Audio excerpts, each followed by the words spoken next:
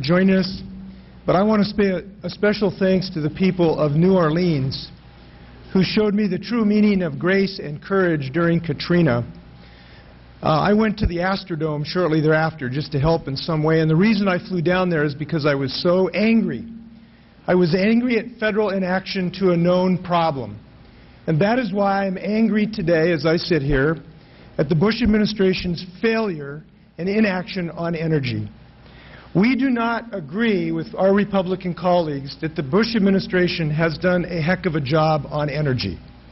And the reason we do not believe that is we believe this country deserves an energy policy fitting for a new Apollo project that John F. Kennedy suggested is worthy of this nation, rather than some lesser thing to harness to the old technologies of the past.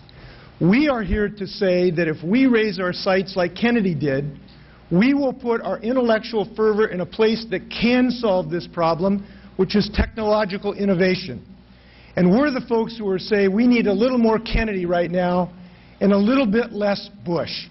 That's the principal message we Democrats bring to New Orleans. Now, I am glad that some of my colleagues who are my friends have joined us with some rhetorical flourishes about green energy. But let me suggest we need more than greenwashing. We need their votes. We need their votes that will truly embrace 21st century technologies. That's why I was disappointed when they voted against the development of lithium-ion batteries for our plug-in hybrid cars, when they voted against infusion, all of them against the increase in fuel efficiency standards. We stand for that improvement.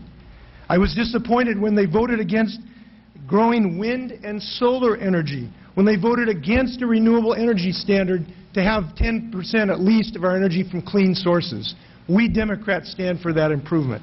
I was disappointed when they voted against enhanced geothermal power, when they voted repeatedly against extension of these tax credits that were paid for instead of borrowing money for China. We take a different view. We need action. We need boldness.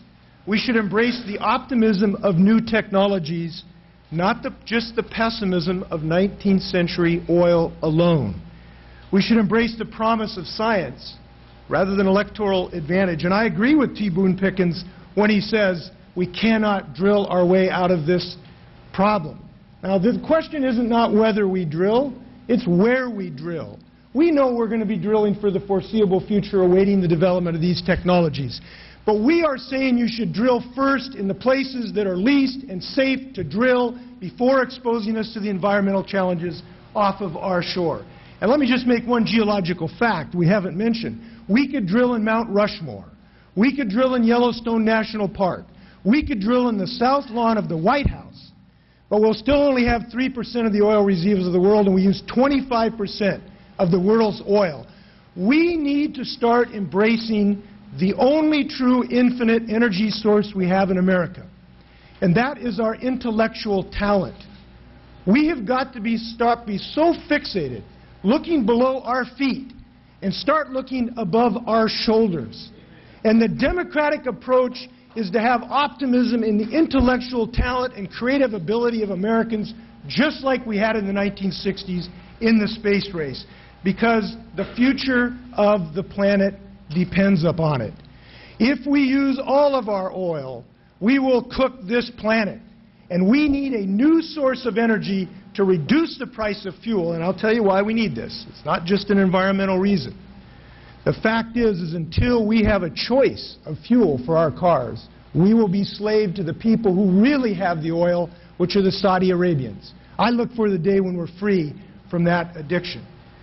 So we are here to say simply this. We should reject George Bush's failed policy of continued addiction to oil.